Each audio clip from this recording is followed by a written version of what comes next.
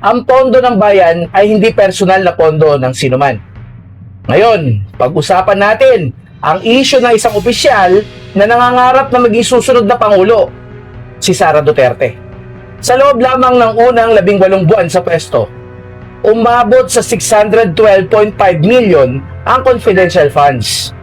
500 milyon para sa Office of the Vice President at 112.5 million para sa Department of Education. Sa 500 milyon para sa OVP, kabilang ang 125 million na naubos lamang sa loob ng 11 days noong Disyembre 2022.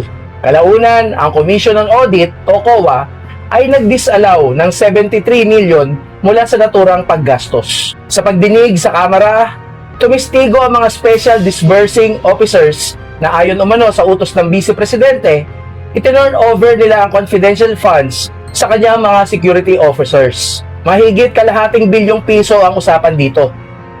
Pera ito ng taong bayan. Paano naubos ang 125 million sa loob lamang ng 11 days? Bakit may 73 million na dinisalaw ang COA? Kung may utos na i-turn over sa security officers ang pondo, ano ang malinaw na dokumentasyon at liquidation nito?